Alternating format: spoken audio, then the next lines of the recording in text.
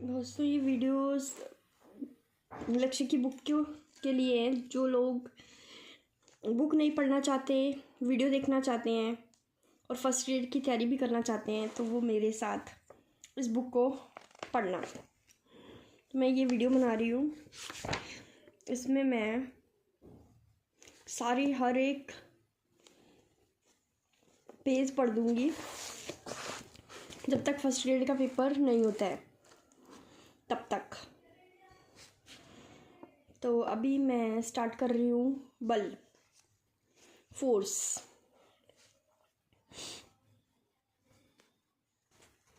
आप भी ये बुक ले आएं या फिर वीडियो में से भी पढ़ सकते हैं। बल में पढ़ना है, मैं जल्दी जल्दी पढ़ूँगी और फिर आपको बता भी दूँगी कि क्या क्या इसमें है। और लास्ट वाले दिनों में हम सिर्फ रिवाइज़ कर लेंगे, वो वीडियो भी आपके बहुत काम आएगी। लेकिन अभी हम ये स्टार्ट करते हैं। बल वह है जो किसी स्थिर वस्तु की स्थिति आकृति में परिवर्तन लाता है और गतिशील वस्तु की गति और दिशा में परिवर्तन लाता है। स्थिर वस्तु की स्थिति या आकृति में परिवर्तन लाता है और गतिशील वस्तु की गति और दिशा में परिवर्तन लाता है और लाने का प्रयास करता है। इस प्रकार किसी वस्तु पर लगने वाले धक्के या खिंचाव को बल कहते हैं।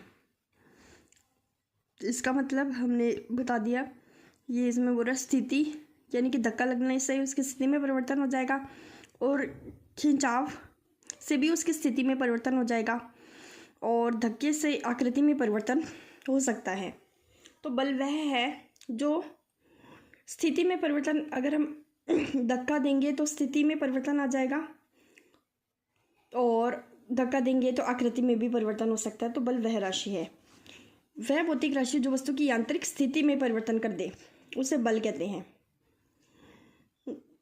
बल हम धक्के या आकर्षण को कह सकते हैं कि इस पर बल लग रहा है। धक्के या आकर्षण बल को हम बल ही कहते हैं। जैसे लिखा है, धक्के या आकर्षण को बल कहते हैं और बल से स्थिति में परिवर्तन होता है। आरोपित बल का परिणाम। बल को व्यक्त करने के लिए 3 तथ्यों की जानकारी। आरोपित बल का परिमाण, आरोपित बल की दिशा। बल को व्यक्त करने के लिए हमें देखना पड़ेगा कितना परिमाण है, कितना बल लगाया गया है। बल की दिशा देखनी होगी, किस दिशा में लगाया गया, उस बिंदु की स्थिति के ज्ञान जिस पर बल लग रहा है कि पहले वाली स्थिति पता होना चाहिए। उसके बाद जो अंतिम स्थिति होगी, जब उसकी स्थिति में परिवर्तन हो जाएगा तो हमें बल का पता चल जाएगा।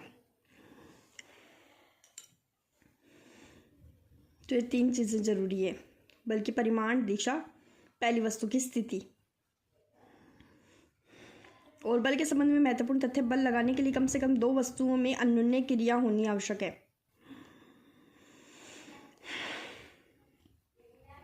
अब इसका मतलब यह है कि 2 वस्तुओं में अन्योन्य क्रिया।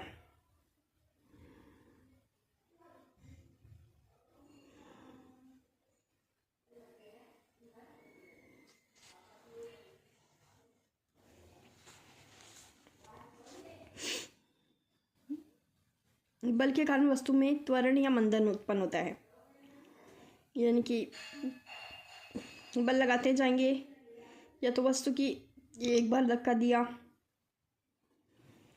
तो इजीली नहीं लगा और धक्का लगातार देते गए तो वस्तु त्वरित भी हो सकती है और धक्का दे दे के थक गए तो मंदन भी उत्पन्न हो सकता है, यानी वो उसकी गति मंद भी हो सकती है और तेज गति से भी वो गति कर सकती है।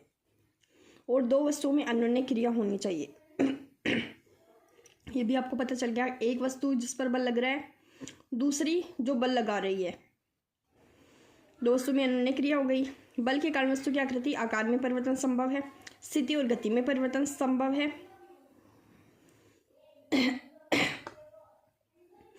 गति में परिवर्तन हो गया ना, त्वरण और मंदन उत्पन्न होता है, तब स्थिति और गति दोनों में परिवर्तन संभव है। बल लगाने के लिए उसे छूना जरूरी नहीं है और एक ही दिशा में लगाए गए बल जुड़ जाते हैं, विपरीत दिशा में बल लगाए गए बल घट जाते हैं।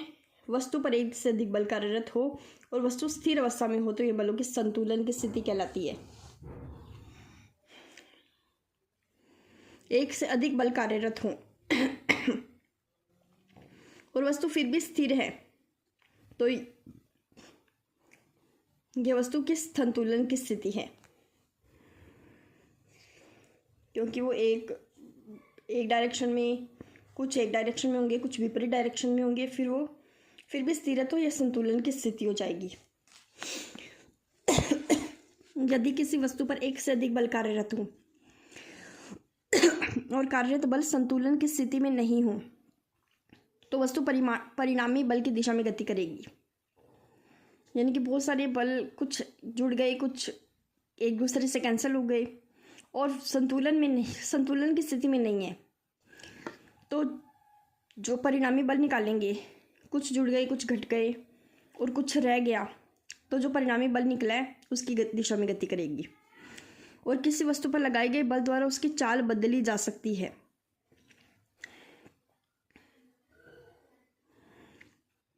पर लगाए गए बल द्वारा उसकी चाल बदली जा सकती है। यदि लगाया गया बल गति की दिशा में है तो वस्तु की चाल बढ़ जाती है। यानी कि लगाए गए बल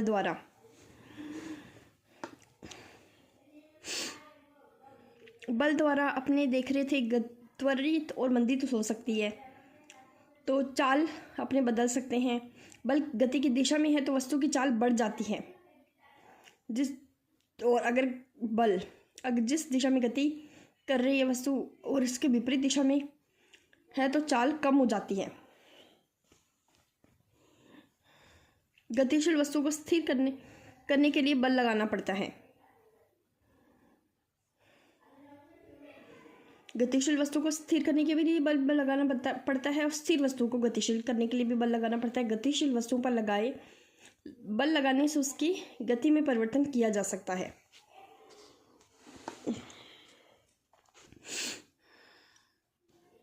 जैसे बार बार आ रहा है कि गति में परिवर्तन होता है वस्तुओं पर बल लगाने से।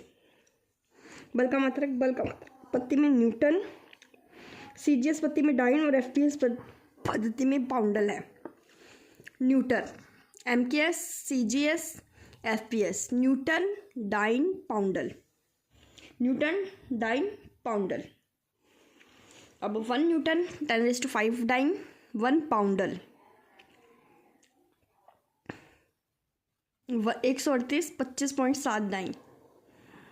ये आपको थोड़ा सा 1 न्यूटन 10⁵ डाइन, न्यूटन, डाइन, पाउंडल, बस ये याद रख देते हैं। 1 न्यूटन 10⁵ डाइन। और इसको भी देख लेते हैं। 138 25.7 डाइन, इसको आंखों से देख लेते हैं। 138 25.7 डाइन। 1 न्यूटन वह बल है जो 1 किलोग्राम द्रव्यमान की वस्तु में 1 मीटर प्रति सेकंड का त्वरण उत्पन्न करे।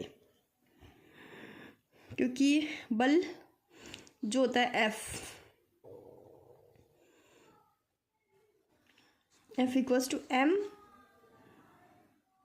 Into A। एक द्रव्यमान की वस्तु में 1 मीटर प्रति सेकंड का त्वरण उत्पन्न करे। ये हो गया 1 न्यूटन 1 किलोग्राम इंटू 1। ये एफ एम में बल का विमेय सूत्र M1 L1 T-2। ये हो गया M1, इसको लिखेंगे L1 और T-2 होता है ये।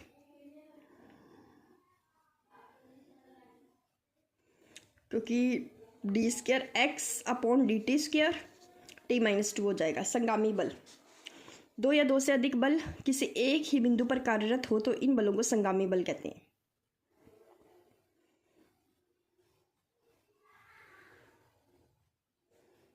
ठीक है, अगर एक ही बिंदु पर बहुत सारे बल कार्य कर रहे हैं तो इनको संगामी बल कहते हैं। एक ही दिशा में कार्यरत संगामी बलों का परिणामी बल योग के बराबर होता है, और एक ही सरल रेखा में विपरीत दिशा में दो संगामी बल को परिणाम दोनों बलों के अंतर के बराबर होता है। तो संगामी बल एक ही बिंदु पर लगने वाले बल होते हैं। अब बलों के प्रकार। वृत्तीय पथ पर लगने वाले बल। बल के प्रकार कौन कौन से? वृत्तीय पथ पर लगने वाले बल, बल की दिशा और मान के आधार पर लगने वाले बल, प्रत्यक्ष अप्रत्यक्ष संपर्कता के आधार पर, यानी कि संपर्कित हैं वस्तु। जैसे अपने में बोला था कि बल लगने के लिए वस्तु को छूना जरूरी नहीं है, तो प्रत्यक्ष या अप्रत्यक्ष संपर्कता के आधार पर बल, बल की दिशा या मान के आधार पर बल होते हैं। वृत्तीय पथ पर लगने वाले बल होते हैं अभिकेंद्रीय अपकेंद्रीय बल, जैसे अभिकेंद्रीय अपकेंद्रीय बल हो गया। दिशा और मान के आधार पर लगने वाले बल, संतुलित और असंतुलित बल।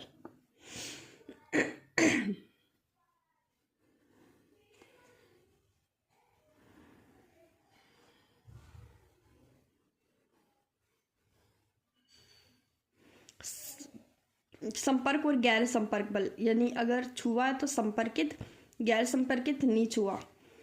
संरक्षित प्रकृति के आधार पर संरक्षी असंरक्षित बल, वस्तु के पदार्थ के प्रकृति के आधार पर पेशीय, स्थिर वैद्युत चुंबकीय बल, गुरुत्व बल, यानी पदार्थ कैसा है वो बल। पेशीय बल लगा है, हमने लगाया। स्थिर वैद्युत बल दो चार्जेस के बीच में लगा है। चुंबकीय बल दो चुंबकों के बीच में लगा है। गुरुत्व बल दो पिंडों के बीच में लगा है। प्रकृति के मूल बलों के आधार पर गुरुत्व बल, विद्युत चुंबकीय बल, दुर्बल नाभिकीय बल, प्रबल नाभिकीय बल, ये होता है मूल बलों के आधार पर। ये आपको याद करने होंगे, थोड़ा सा ध्यान देना है, कुछ याद ही नहीं करना है।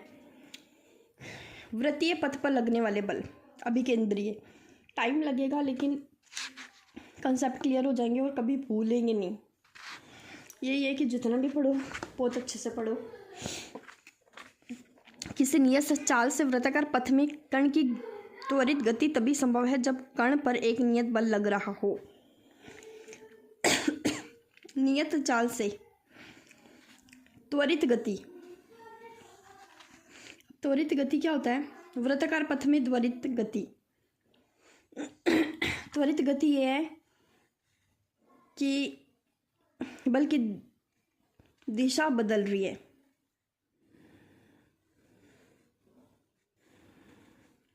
जैसे मतलब बल की दिशा या गति की दिशा बदल रही है, उसे भी अपने त्वरित गति बोल रहे हैं। और नियत चाल से, वही चाल है, उसी चाल से कर रही है त्वरित गति जब कण पर एक नियत बल लगा रहा हो। त्वरित गति यानी कि त्वरण तभी होता है जब गति की दिशा में परिवर्तन होता है। अब गति की दिशा में परिवर्तन होता जा रहा है, त्वरित गति इसलिए बोला है कि गति की दिशा में परिवर्तन हो रहा है और नियत बल लग रहा है और कण पर बल की दिशा सदैव केंद्र की ओर होती है। कण पर बल की दिशा अपने देखेंगे तो कण हमेशा केंद्र की ओर होगी, इसे अभिकेंद्रीय बल कहते हैं। यह अभिकेंद्रीय बल हो गया। सूर्य के चारों ओर पृथ्वी की परिक्रमण गति, सूर्य और पृथ्वी के मध्य लग रहा गुरुत्व बल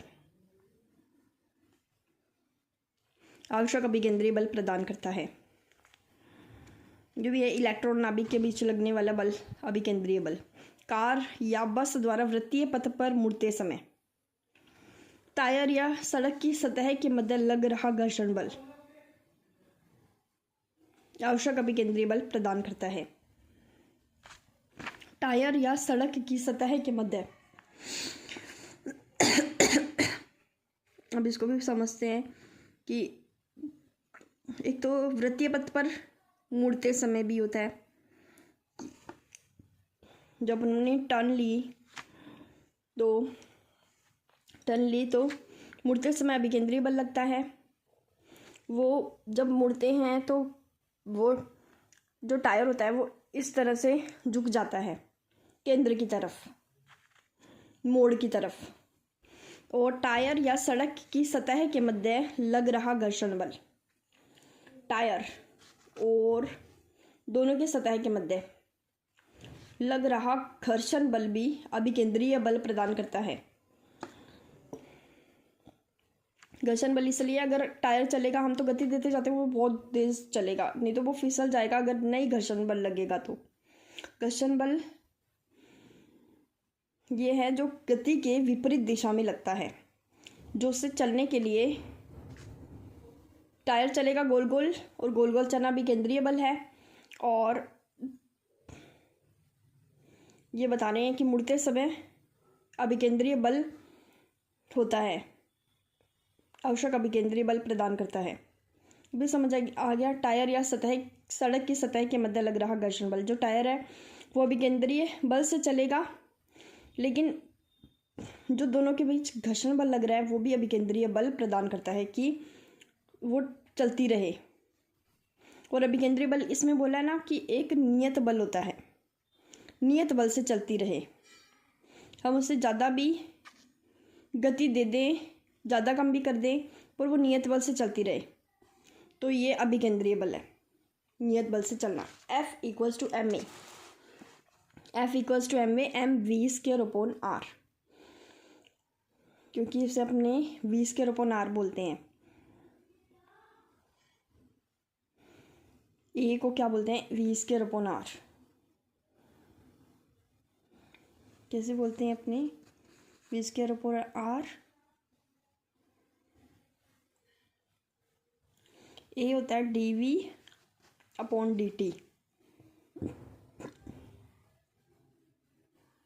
इसको भी करके देखते हैं अपने कैसे होगा ये।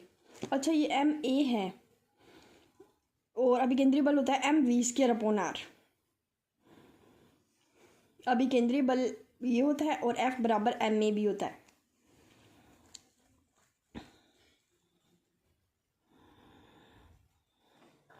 और अब केंद्रीय बल। अब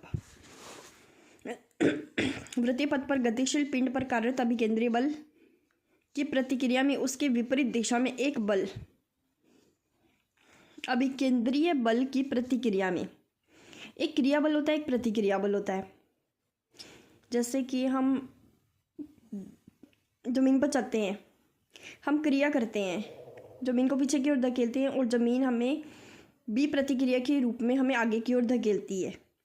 तो एक जना क्रिया करता है, एक जना प्रतिक्रिया करता है। अभिकेंद्रीय बल की प्रतिक्रिया में उसके विपरीत दिशा में एक बल, यानी कि इसकी भी एक प्रतिक्रिया होती है, तो वो विपरीत दिशा में एक बल लगता है जो केंद्र के बाहर की ओर लगता है।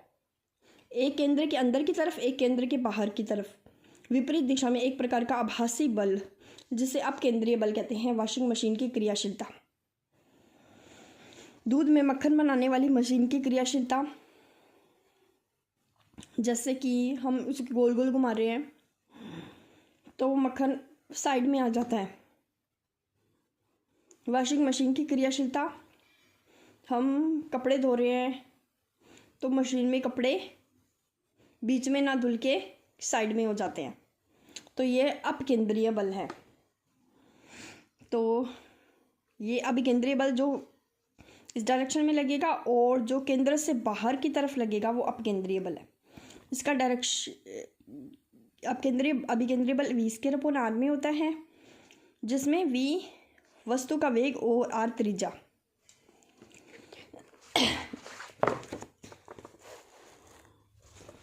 संतुलित और असंतुलित बल। संतुलित बल अगर किसी वस्तु के दोनों ओर से समान बल द्वारा खींचा जाता है, यानी कि संतुलित बल अभी भी पता चला था कि अगर वस्तु की स्थिति संतुलन में है, वस्तु पर बल लगा है, संतुलन में है, यानी कि उसकी स्थिति में कोई परिवर्तन नहीं हुआ है, वस्तु गति नहीं कर रही है, तो संतुलित बल है।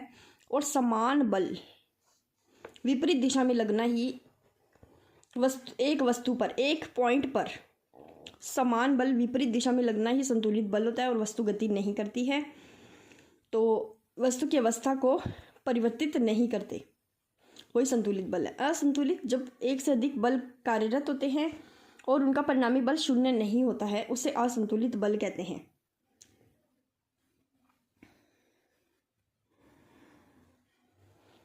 असंतुलित बल जब किसी वस्तु पर लगता है तो वस्तु की विरामावस्था या गति की अवस्था परिवर्तित हो जाती है।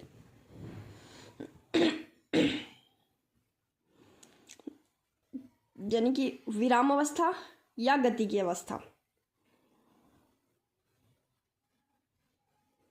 परिवर्तित हो जाती है, यानी वस्तु गति करने लगती है। किसी भी पिंड पर लगने वाला असंतुलित बल उसे गति प्रदान करता है। अगर किसी वस्तु पर असंतुलित बल लगाया जाता है तो उसके वेग में परिवर्तन या उसकी दिशा में परिवर्तन होता है।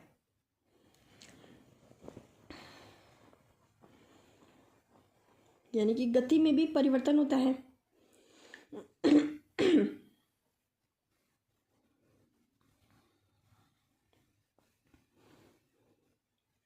उसके वेग में परिवर्तन और उसकी दिशा में भी परिवर्तन होता है। एक बात और ये हो गई वस्तु के प्रत्यक्ष या अप्रत्यक्ष संपर्कता के आधार पर ऐसे बल जो निकाय पर प्रत्यक्ष या परोक्ष रूप से आरोपित किए जाते हैं संपर्क बल कहते हैं। पेशीय बल, घर्षण बल।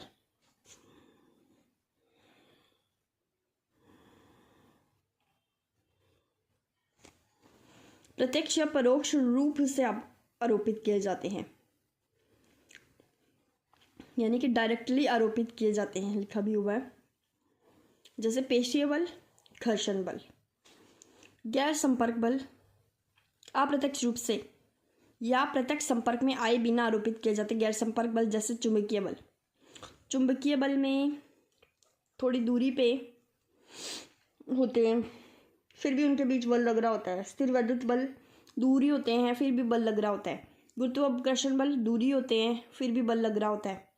इसमें दोनों संपर्क में होते हैं, दोनों टच में होते हैं जब उस पर बल लग रहा होता है। उसमें दूर से ही बल लग रहा होता है फिर भी बल महसूस कर रहे होते हैं। अब जैसे एक क्वेश्चन आ जाए कि अभिकेंद्रीय बल, जैसे इलेक्ट्रॉन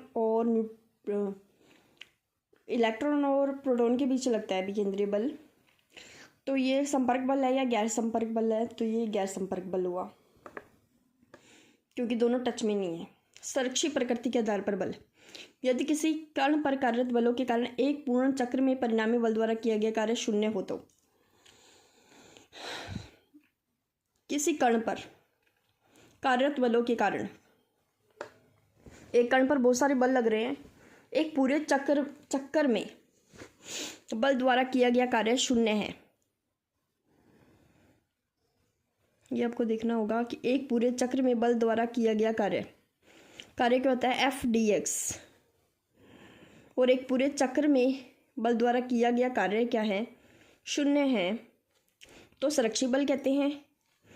गुरुत्व बल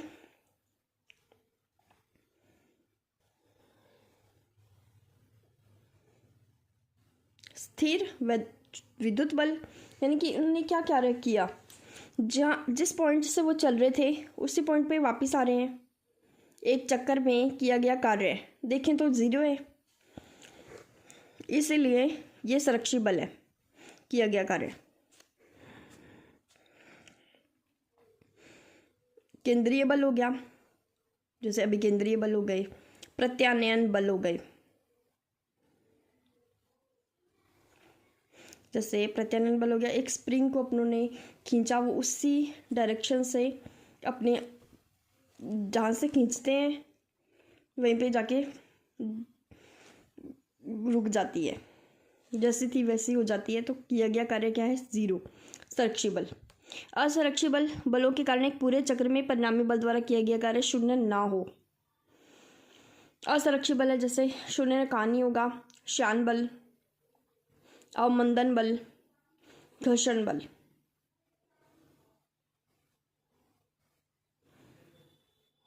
यानी कि अपने 0 टाइम से लेके किसी t टाइम तक देखें तो घर्षण बल, श्यान बल, अवमंदन बल ये अलग संरक्षी बल है। डेफिनेशन पता होनी चाहिए। पेशीय बल,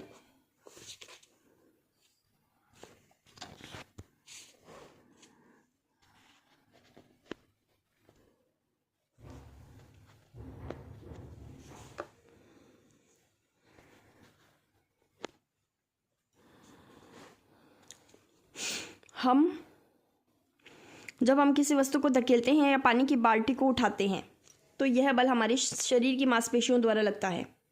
हमारी मांसपेशियों से लगने वाले बल को पेशीय बल कहते हैं। पेशीय बल ही हमें सभी क्रियाकलाप करने योग्य बनाता है। पेशीय बल शरीर की गति या मुड़ना भी सम्मिलित है। यानी हम शरीर से जितने भी काम कर रहे हैं, एक्सरसाइज वगैरह जो भी कुछ कर रहे हैं, वो पेशीय बल है। पशु भी अपने शारीरिक क्रियाकलापों और कार्यों को करने के लिए पेशीय बल का उपयोग करते हैं। यानी जितने भी जीवित लोग हैं वो जो भी एक्टिविटी कर रहे हैं उससे पेशीय बल ही कहते हैं। पाचन प्रक्रिया में भोजन का आहार नाल में आगे की ओर धकेला जाना, पेशीय बल। हमारे अंदर जो भी है, श्वसन प्रक्रिया में वायु अंदर बाहर निकालते समय फेफड़ों का फैलना, सिकुड़ना, बैठने उठने, कुछ भी हमारे अंदर या बाहर, रोने बोलने, जो भी हमसे काम कर रहे हैं वो हम मांसपेशियों द्वारा लग रहा है, तो ये पेशीय बल ही है। जब पेशियां किसी वस्तु के संपर्क में हो और इसे संपर्क बल कहते हैं, नहीं हो तो नहीं कहते हैं। घर्षण बल। अब घर्षण बल के बारे में पढ़ लेते हैं। ये सारा हो गया हमारा कि वस्तु की, पदार्थ की प्रकृति के आधार पर बल और मूल बलों के आधार पर बल, तो इसमें मूल बलों के आधार पर बल।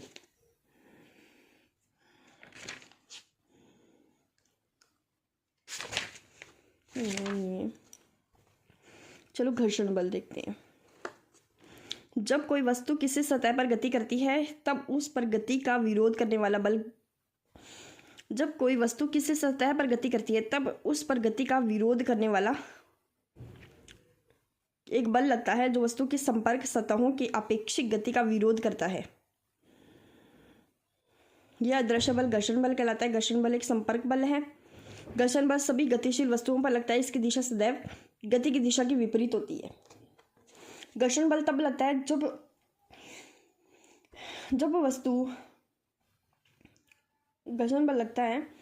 वस्तु बहुत तेज होती है, तो उसकी गति को नियत करने के लिए भी घर्षण बल लगता है। चलने के लिए भी घर्षण बल जरूरी है, क्योंकि अगर अपने तेल के फर्श पे चले तो अपना घर्षण बल कम हो जाता है। जिससे घर्षण बल कम हो जाता है तो अपने तेल पर फिसल जाते हैं। ठीक है, फिसल जाते हैं। इसीलिए फिसलने से बचने के लिए घर्षण बल लगता है। घर्षण बल सदैव लगाए गए बल का विरोध करता है। किसी पृष्ठ को खुरदरा बनाकर घर्षण को बढ़ाया जा सकता है। यानी चिकने फर्श को, जैसे चिकना फर्श तेल डालने से बोला कि घर्षण बल कम होता है, तो खुरदरा बने तब घर्षण बल बढ़ सकता है। और इसलिए घर्षण बल से वस्तुएं गति से घर्षण बल जो होता है ना, वो वस्तु को गति प्रदान करता है। गति के विपरीत दिशा में लगता है। घर्षण को प्रभावित करने वाले कारक। घर्षण संपर्क में आने वाले दो पृष्ठों की प्रकृति पर निर्भर करता है।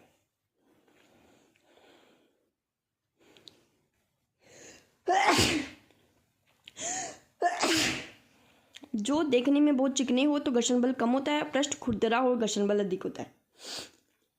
तो दो पृष्ठों की प्रकृति पर निर्भर हो गया।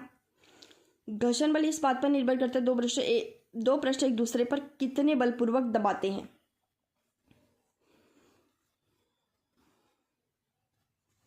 जब दोनों कितने बलपूर्वक दबाते हैं, मतलब दोनों एक कितने टच में है। एक पृष्ठ ये रहा और एक हाथ रहा, ये अगर ज़्यादा टच में है एक दूसरे के तो ज़्यादा घर्षण बल होगा, कम टच में है तो कम घर्षण बल होगा। घर्षण बल का मापन संपर्क बिंदुओं पर बने आकर्षण बंधों के प्रतिरोधी प्रभाव को निष्प्रभावी करने के लिए आवश्यक बल के रूप में किया जाता है। मापन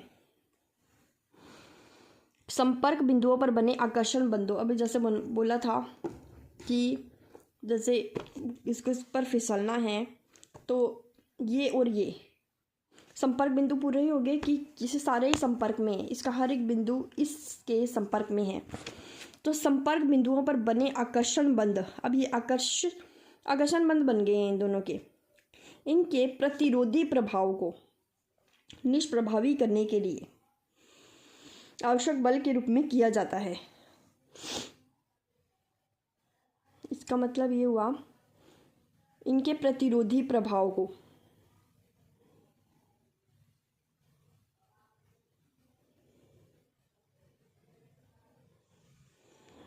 आकर्षण बंध बन गए। अब आकर्षण बंध बन गए तो ये चल नहीं पाएगी इस पे, क्योंकि ये आकर्षण बंध बन चुके हैं। आकर्षण बंध बन गए तो उनका प्रतिरोधी प्रभाव हो गया, ये नहीं, इसको चलने नहीं देगा, प्रतिरोधी प्रभाव आगे नहीं चलने देगा, इसको ही निष्प्रभावी करना है। तो इस निष्प्रभावी करने के लिए आवश्यक बल के रूप में किया जाता है कि इन आकर्षण बंधों के प्रतिरोधी प्रभाव को निष्प्रभावी करने के लिए जितना बल लगेगा उतना ही घर्षण बल का मान होगा। इसका मतलब ये है, संपर्क बिंदु पर आकर्षण बंध का मान उस वास्तविक संपर्क की क्षेत्रफल के समानुपाती होता है। संपर्क बिंदु पर आकर्षण बंध का मान उस वास्तविक संपर्कित क्षेत्रफल के, जैसे मैंने बताया कि आकर्षण बंध का मान कितना होगा, कितने क्षेत्रफल उसके संपर्क में है, पूरा हाथ का संपर्क में है तो उतना ही क्षेत्रफल, जितना हाथ का क्षेत्रफल होगा वही संपर्क क्षेत्रफल होगा, उसके समानुपाती होगा और इतना ही घर्षण बल का मान होगा, और वस्तु पर होने वाली अभिलंब प्रतिक्रिया के समानुपाती। अभिलंब प्रतिक्रिया हमेशा ऊपर की साइड होती है, जो अपनों ने देखा नहीं है, क्योंकि अब जानते नहीं हो तो ऐसे जान लो कि वो इस तरह से होती है कि अगर दो क्रिया कर रही है, एक कार्य ऐसे जा रही है तो प्रतिक्रिया ऊपर की तरफ लगेगी, ऐसे ऊपर की तरफ। ठीक है, ये प्रतिक्रिया लंबवत होती है। अब घर्षण बल के प्रकार। स्थैतिक घर्षण, जब किसी वस्तु को उसकी विराम की स्थिति से गति की स्थिति में लाने का प्रयास करते हैं। स्थैतिक घर्षण तो वो हो गया विराम की स्थिति से गति की अवस्था में लाने के लिए वस्तु और सतह के मध्य लगने वाले घर्षण स्थैतिक घर्षण बल होता है। स्थिर मेज पर पुस्तक को स्थिर मेज पर खिसकाना। अब गतिज घर्षण, गतिमान वस्तु और संपर्क सतह के मध्य लगने वाले बल को गतिज घर्षण बल कहते हैं। चलते हुए व्यक्ति और सतह के बीच का घर्षण बल। चलती हुई ले ली, एक तो स्थैतिक होता है, एक गतिज होता है।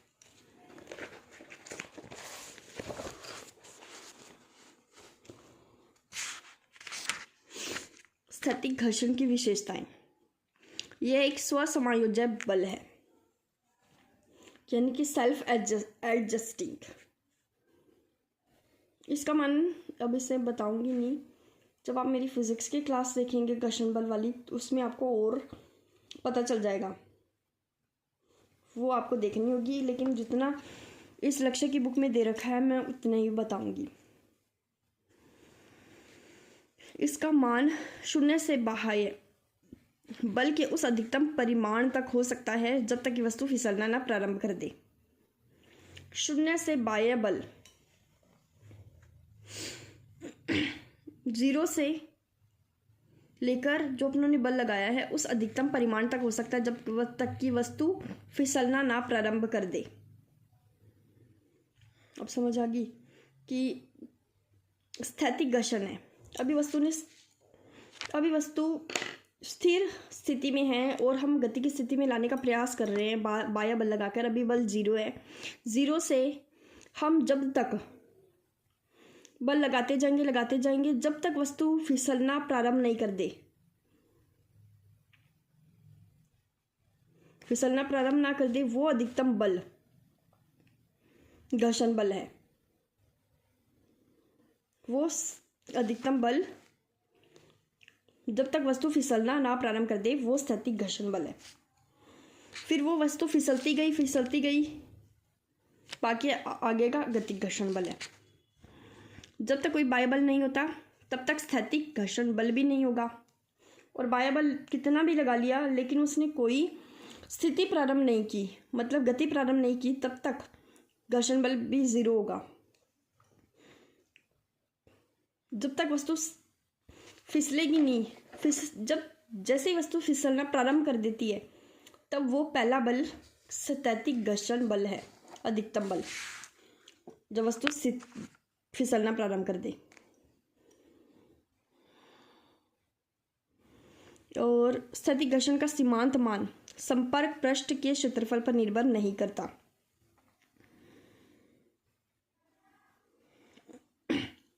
यानी इसका अधिकतम मान अभी बताया था, संपर्क पृष्ठ बताया था, ये दोनों संपर्क है, उनके क्षेत्रफल पर निर्भर नहीं, मतलब बताया था कि कितना संपर्क के क्षेत्रफल है उसके क्षेत्रफल में निर्भर नहीं करेगा इसका अधिकतम मान। एन संपर्क पृष्ठ पर अभिलंब बल, ये बता रहे हैं एन। और म्यूएस स्थैतिक घर्षण गुणांक, स्थैतिक घर्षण गुणांक, और एन संपर्क पृष्ठ पर अभिलंब बल। अभिलंब बताया था कि ये संपर्क पृष्ठ है तो इस पर अभिलंब बल ये होगा, ठीक है। गतिक घर्षण की विशेषताएं, यदि दो संपर्क पृष्ठों के बीच सापेक्ष गति नहीं है, दो संपर्क पृष्ठों के बीच, तो यह घर्षण नहीं लगता। दो पृष्ठों के बीच, अब एक पृष्ठ तो बुक होगी इस वक्त, या फिर अपने एक सड़क होगी पृष्ठ और एक पहिया हो गया पृष्ठ, दोनों के बीच गति नहीं हो रही है, तब घर्षण बल नहीं लगेगा। घर्षण बल गति का नहीं, आपेक्षिक गति का विरोध करता है।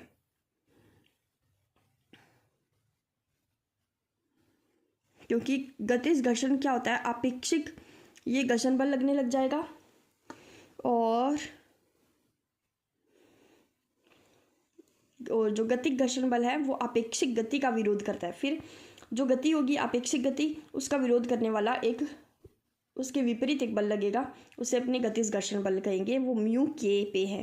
के का मतलब के गतिक घर्षण, काइनेटिक, और एन वही अभिलंब बल। तो अब अपनों को पता है कि जो एफ एस होगा अधिकतम, एफ के से ज़्यादा होगा कम होगा, वो अपने पता लगा सकते हैं थोड़ा सा। वो तो अधिकतम होगा और एफ के कम ही होगा, क्योंकि अपनों ने अधिकतम बता दिया कि जब तक वस्तु गति ना प्रारंभ कर दे वो अधिकतम बल होगा। अब वस्तु गति कर रही है और उसके विपरीत ही बल कोई लग रहा है, तो एफ के कम ही होगा।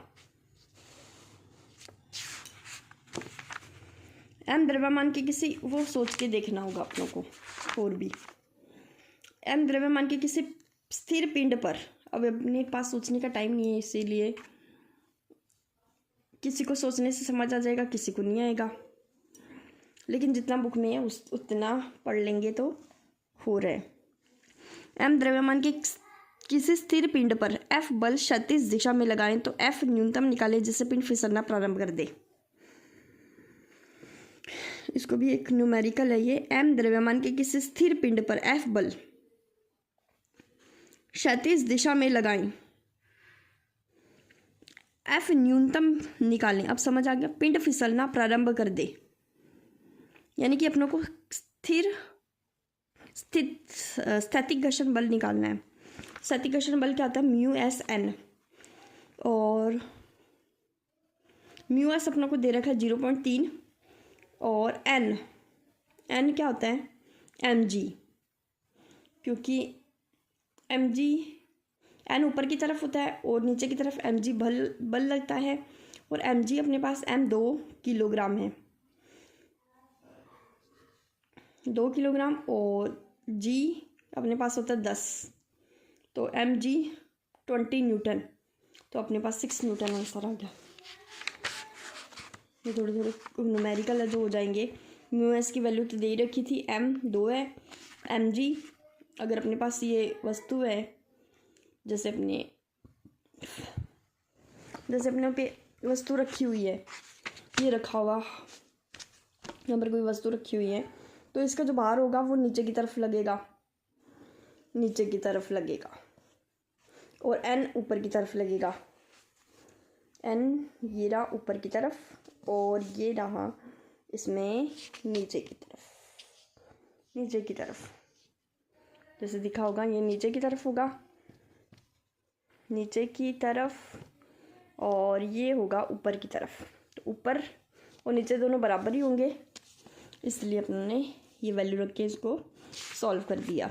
घर्षण, सीमांत घर्षण। किसी स्थिर वस्तु को गतिशील बनाने के लिए जैसे जैसे आरोपित बल का मान बढ़ाते हैं, स्थैतिक घर्षण बल का मान बढ़ता जाता है। सीमांत घर्षण बता रहे हैं ना, स्थिर वस्तु को गतिशील बनाने के लिए जैसे जैसे अपने बल बढ़ाते जाते हैं, स्थैतिक घर्षण बल का मान बढ़ता जाता है। निश्चित सीमा के बाद स्थैतिक घर्षण का मान और नहीं बढ़ सकता। इस समय वस्तु गति करने ही वाली होती है। स्थैतिक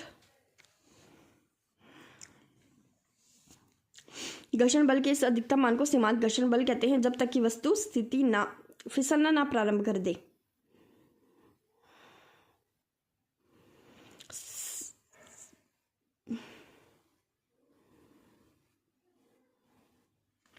सीमांत घर्षण बल गति प्रारंभ करने के लिए न्यूनतम बल के बराबर होता है।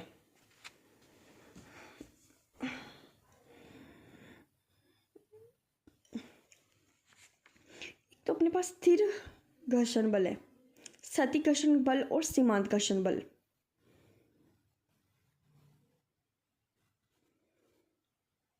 सीमांत घर्षण बल वह है, स्थैतिक घर्षण बल अधिकतम बल जब वस्तु फिसलना ना प्रारंभ कर दे, और जब वस्तु गति करने ही वाली होती है उसे न्यूनतम बल को क्या कहते हैं, प्रारंभ करने के लिए न्यूनतम बल सीमांत घर्षण बल होगा, वो न्यूनतम बल होता है।